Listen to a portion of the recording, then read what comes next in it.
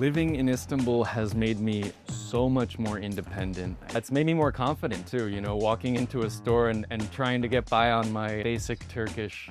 Merhaba. Merhaba, Nasılsın? İyiyim, siz nasılsınız? Ben de iyiyim, YouTube teşekkürler. Evet. I wasn't unhappy living in the US. I was enjoying my life in New York, but I just had this insatiable hunger to see the world. Hi, I'm Doug Barnard. I'm 29 years old. I live here in beautiful Istanbul, Turkey, and in 2024, my YouTube and tourism business drove $164,000 in revenue.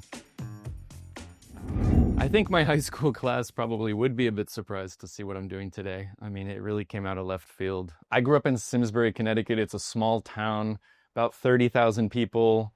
Farms, cows, woods. We had bears in my backyard. I never would have imagined that I'd ever end up living in a place like Istanbul or traveling to all the places that I've been lucky enough to travel to.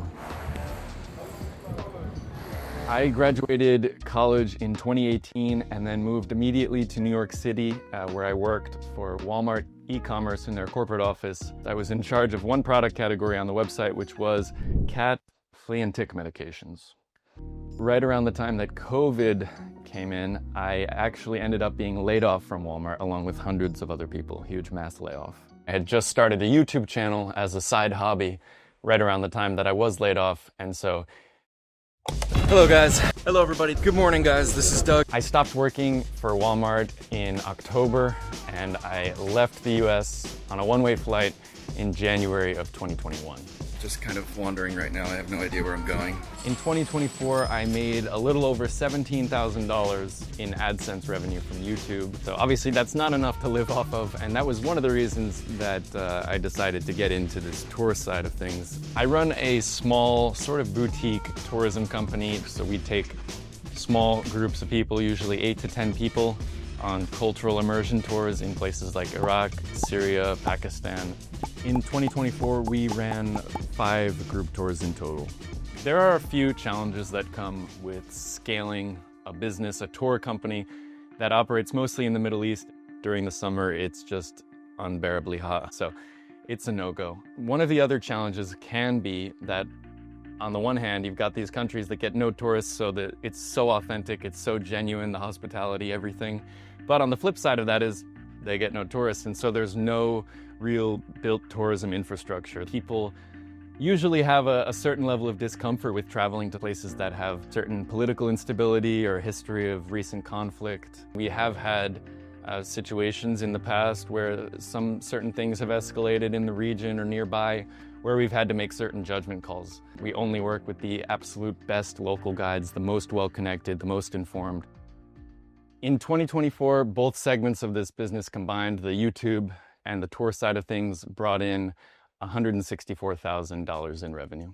That 2024 revenue is broken down with about $100,000 in revenue coming from the tour business and about $64,000 coming from YouTube and sponsors. And across both of those segments, by the end of the year, my income came to about $84,000.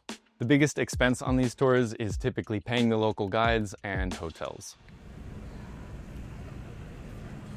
This is our apartment. I share it with my girlfriend, and we pay 55,000 Turkish lira a month for this place. It's a 2-bedroom, 2.5 baths, so let me show you. If you come right in this way, this is sort of the main room, living room.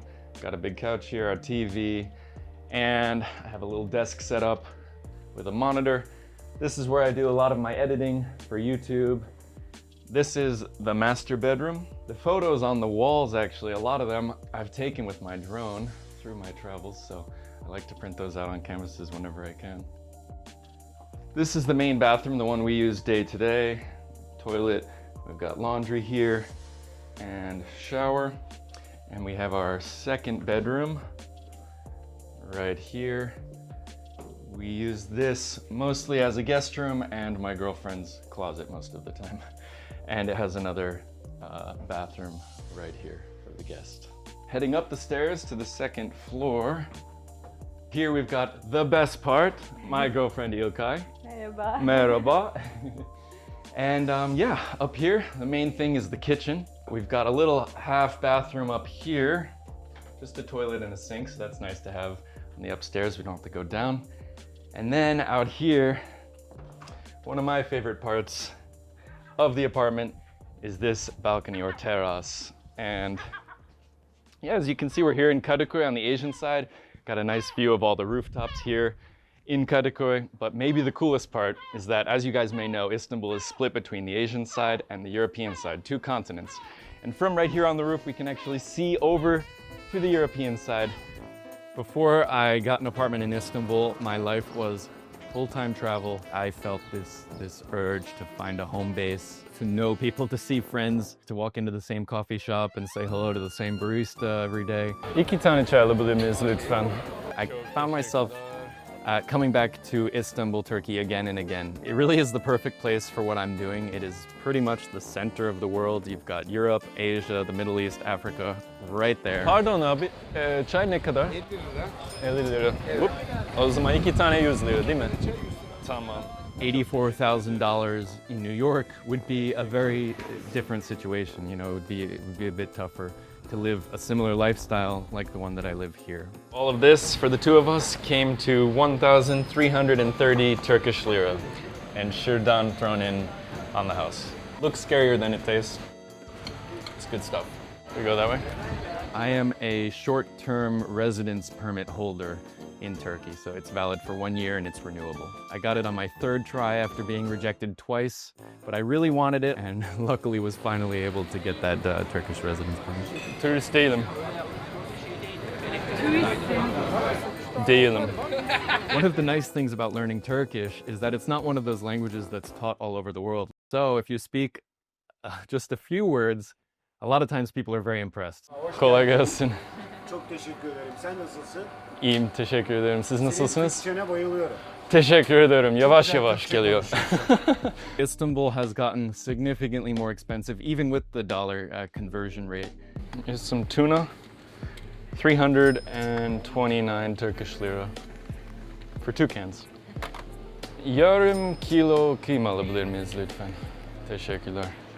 15 eggs for 124 Turkish lira. When I first came here, $1 was worth about 12 Turkish lira, and today, about 3 years later, $1 is 40 Turkish lira. Of course, that's a difficult situation for a lot of the local people here. So our total price came to 1,011 Turkish lira. One of the driving factors of me living here was the cost of living. I would say that factor is pretty much removed at this point. It's not particularly cheap, but my girlfriend is here. A lot of my business is based in and around the Middle East, so the location is still amazing. I'm learning Turkish. I still like living here.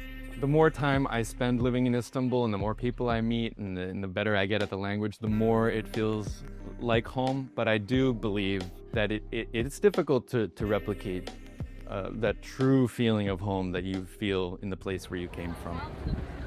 I think my family is proud of what I've been able to accomplish. Of course, I think they miss me. I miss them too. And they would love for me to move back just to be closer to each other. But they totally understand that this is a passion of mine and this is you know, where I want to be in this moment. So I didn't even want to be a YouTuber per se. I just wanted to find a way to afford the lifestyle to be able to travel and see the world.